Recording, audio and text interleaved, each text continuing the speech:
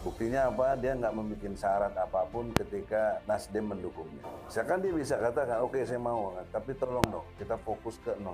Nah itu yang saya maksud Anies egois. Itu yang saya maksud Anies onani politik. Dia harusnya ikut empati kepada program Bung Refli sendiri yang sejak awal kita bersama datangin MK, pernah menggugat juga sama-sama untuk 0%. Jadi nggak ada empati sedikit pun di situ. Dia menafikan perjuangan aktivis-aktivis lain.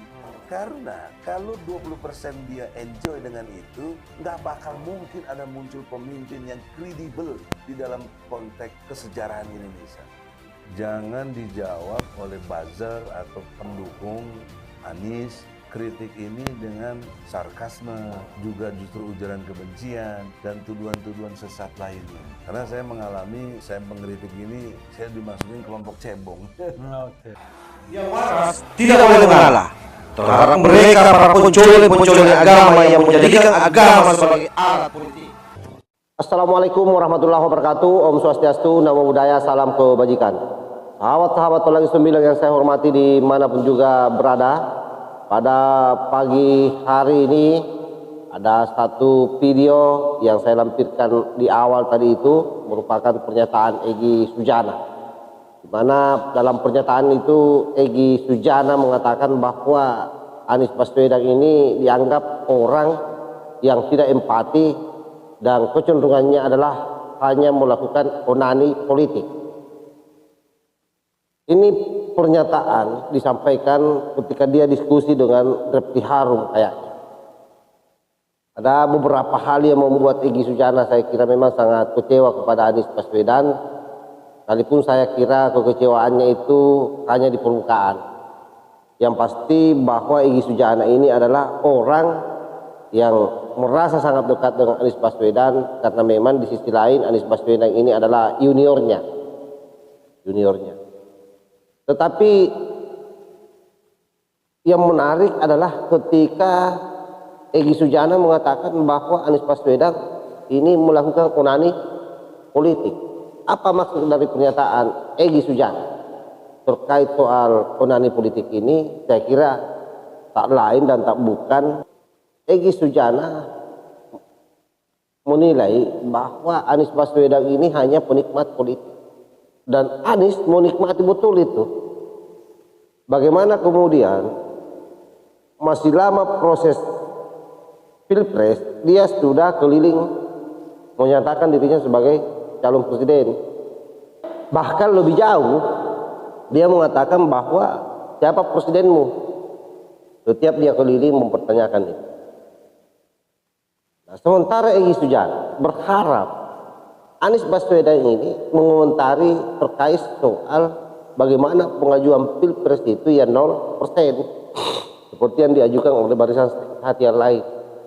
Nah, Egy Sujana maunya Anies Baswedan ikut terlibat di situ, menyuarakan itu katanya. Atau kalau perlu itu menjadi prasyarat untuk Nasdem mencalonkan Anies Baswedan. Kayaknya terbalik ini.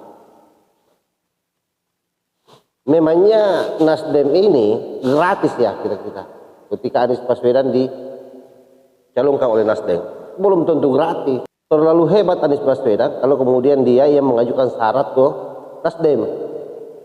Ini saja kita tahu sekarang bahwa Surya Paloh sudah mulai oleng dengan adanya pernyataan utang 50 miliar itu ke Sandiaga Uno yang disampaikan oleh Erwin Aksa yang salah satu petinggi dari Golkar yang merupakan anak dari pengusaha dari Sulawesi Selatan yang namanya Pak Aksa Mahmud. Artinya apa? Apa yang disampaikan oleh Egy Sujana ini betul-betul tidak dalam kerangka melihat secara utuh bagaimana posisi orang dicapreskan. Dia berpikir bahwa orang dicapreskan itu bebas memberikan syarat kepada orang yang mencapreskan dirinya. Oh, tidak seperti itu. Justru kemudian pada partai-partai politik itu yang akan memberikan syarat kepada capres. Nah, ini kekeliruannya lagi Egy Sujana di sini. Ya, tapi kan memang harus dipahami bahwa Egy Sujana ini bukan politisi.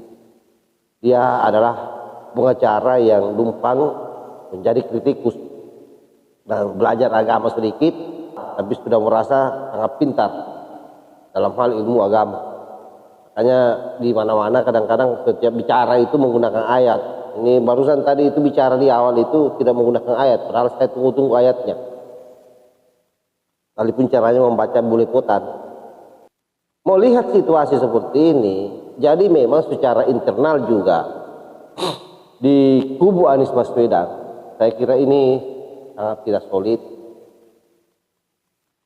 dan memang akan berat untuk menghadapi perhelatan politik 2024 karena solid saja belum tentu bisa menang, apalagi kalau tidak solid. Belum lagi situasi yang dihadapi hari ini dengan adanya pengakuan Sandiaga Uno, adanya pengakuan daripada Erwin Aksa, ini saya kira cukup memukul Anies Baswedan dan pasti Nasdem berpikir keras untuk mencalonkan Anies Baswedan. Jadi saya kira begitu Pak Iki ya. Jadi jangankan misalnya Anies mau mengajukan syarat supaya dicapreskan, supaya siap dicapreskan, ini saja belum tentu dia akan dicapreskan oleh Partai Nasdem dengan situasi yang dihadapi Anies hari ini. Dan ini adalah real karena sudah disampaikan di podcast Akbar Faisal. Wallahul muwaffiq ila aqwamit thoriq. Assalamualaikum warahmatullahi wabarakatuh. NKRI harga mati Nusantara milik kita.